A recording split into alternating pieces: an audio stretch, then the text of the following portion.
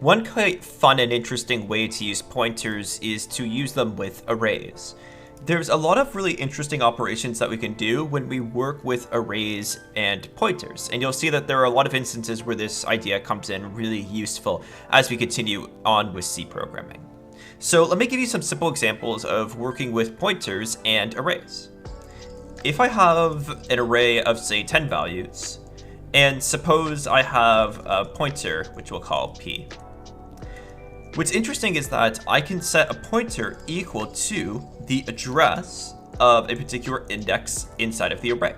So for instance, I just created a pointer that points to the address of the first element in this array. So element 0 in this case.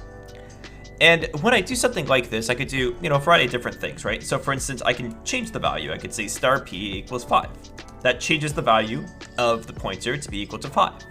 So now we would expect the array's value at 0 to also be equal to 5 because we just changed the address of that array index to be equal to 5. So let's take a look and see if that actually works. We'll say %d, a at 0.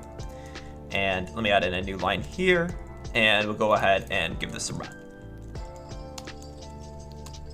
And as you can see, we do actually get a value of 5.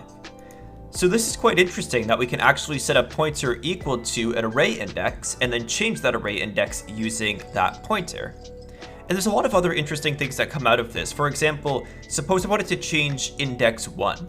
Well, rather than making a pointer that points to the address of index 1, what I can actually do is I could take this existing pointer, which points to index 0, and move it up 1. What this is doing is it's moving the pointer forward 1 memory address, which is going to place us at the next element in the array. So it turns out that rather than using indexes, we can create a pointer to the front of an array, and then we can just increment it every single time that we want to get a different index. And this actually mimics the idea of how assembly programs would work with arrays, right? With an assembly program, we get a reference to the start of an array or a string or something of the sort, and then we can move a certain number of addresses up to get to other elements. So this is the same sort of idea as what we see in assembly. And to demonstrate that this does actually happen, I can print to you the array's value at 1 and actually show you that it is indeed 5, right? So we actually were able to change it just by moving it forward like this. Now there's a lot of interesting things that can come out of this. For instance, we can actually do iterations completely using just pointers like this.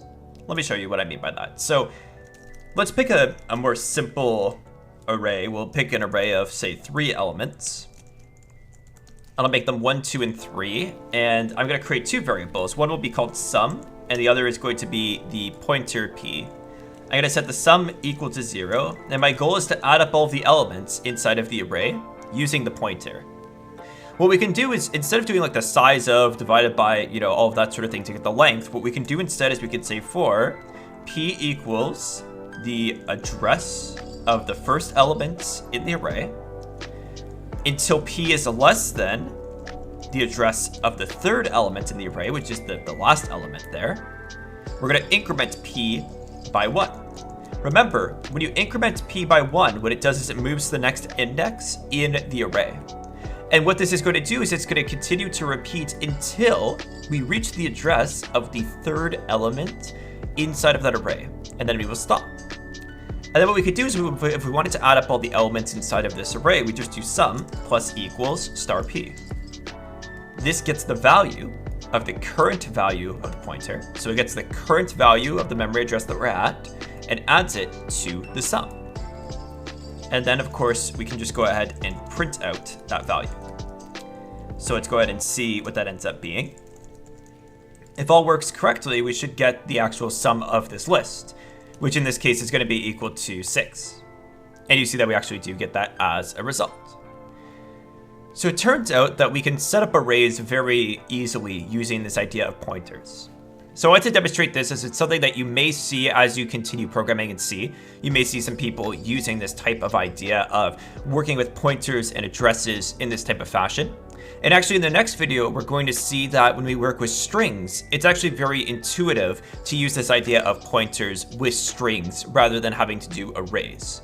So thank you so much for watching, and I'll see you in the next video.